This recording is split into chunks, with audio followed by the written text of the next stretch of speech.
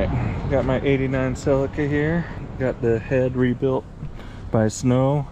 I picked up that head on eBay and had it rebuilt. And now me and Gustavo are going to pretend to be mechanics and change it. All it takes is one job, oh yeah.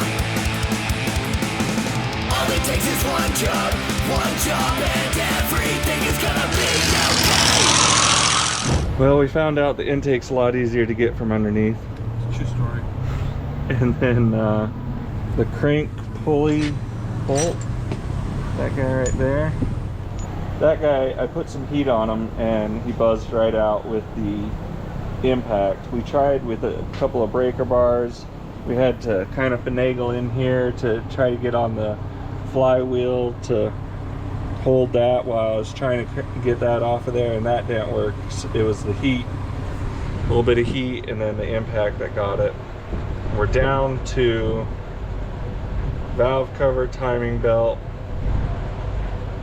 and then I think you have to pull the cams in order to get to the head bolts. But as far as our outside pieces, we're down to timing belt. We got both covers off of here,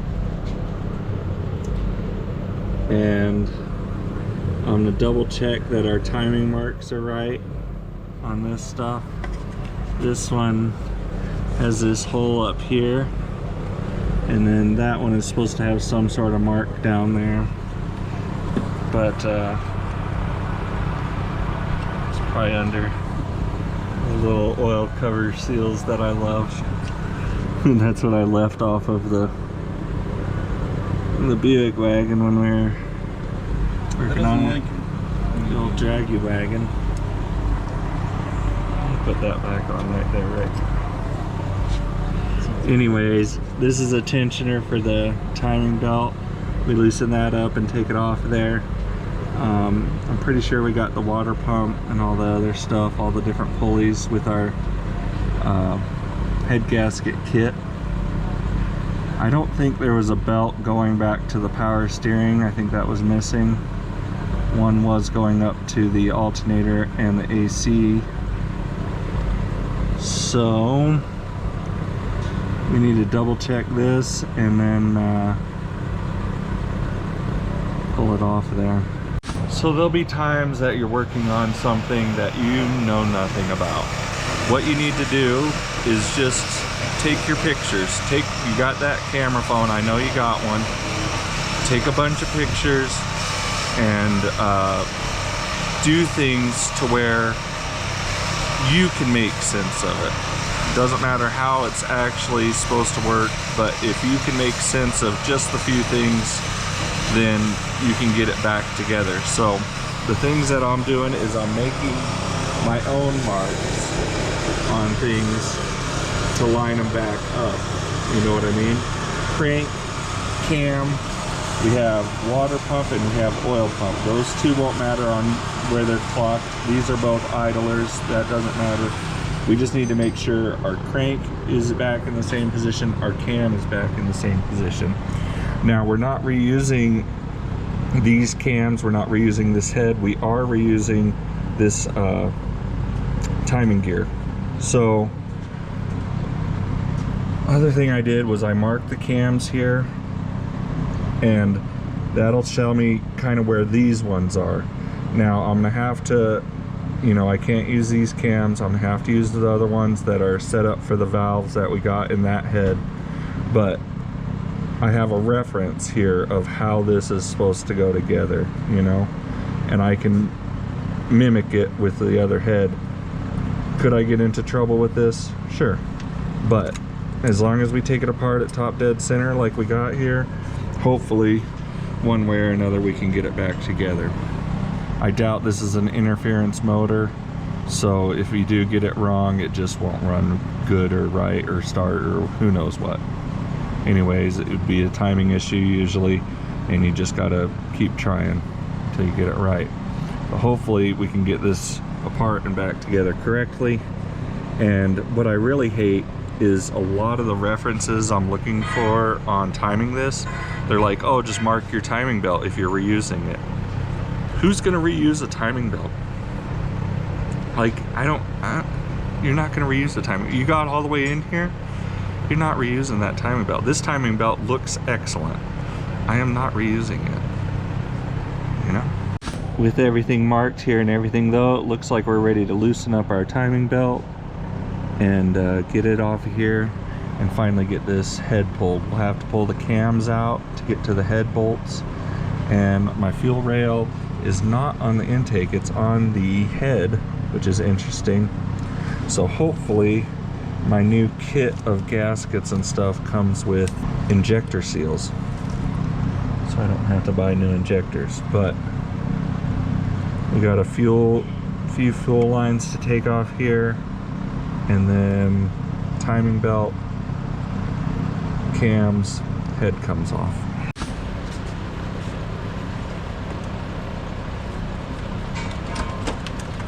I got head! I got head! I got head! I don't got head. There's always one more after the one more.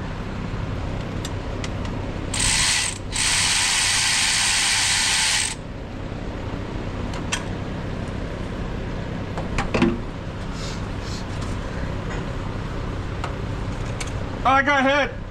I got head! Alright. We're in the beginning of the technical part. So we put our head gasket on, set our head down there. The Toyota wants oil on the bottom of the top of the bolt, so on the seat where it's going to rub onto the head, they want oil there, and they want some oil on the threads, and that'll help make a more uniform torque. So we're gonna tighten them down to like 17 pounds, and then we're gonna go to, they're calling for 36 foot-pounds. After the 36 foot-pounds, you need to turn each bolt 90 degrees. So you're gonna mark each bolt and you're gonna turn it 90 degrees. So we're gonna start off with our, they're saying to torque it once, and so we're just gonna split our final torque in half. It's supposed to be 36 in the end, so we're going to do about 15 to 17, so we'll do 17 on it, and then we'll do the 36 and then mark and 90 degrees more.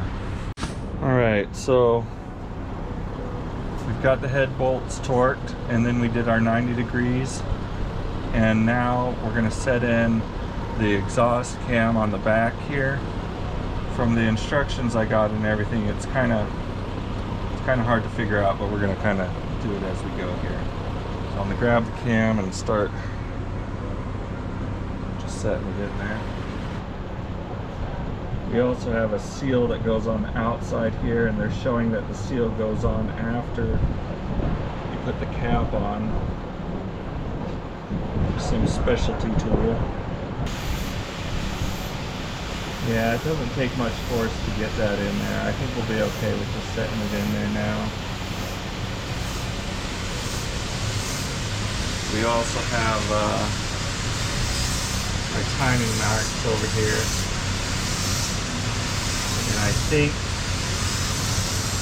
that we're about where we're supposed to be. After we tighten it down, we have to kind of move it because it has to compress the valves a little bit in order to sit in its right position. Kind of looking back and forth between instructions and the pictures I took. I did find some okay instructions online. When you see me using the quick tools on this, I'm not like when I was doing those head bolts. I wasn't tightening anything down. I'm just getting the bolt down to the piece. So calm down when you see me with my impact on a head bolt. I'm just getting it down to the beginning because I don't have the patience. I'm looking at the cams, and there's two dots back here. One's right there, one's there. And when I put my old marks together here, those aren't actually lining up. Let me see if I can get a good view of it. It's right there and right there. and they're not actually lining up. They're supposed to be right there and right there. So they were a tooth off. So I don't think we're gonna go by that. I think we're gonna go by the rules and get them lined up. Yeah, that's how it's supposed to go. There's like a male and female of the gear, and those two dots line up. They have other two marks on the top, and they're supposed to both be above because they wanted to make it a little confusing. But yeah, that's how that's supposed to be right there. All it takes is one job, oh yeah. All it takes is one job, and everything is gonna be okay.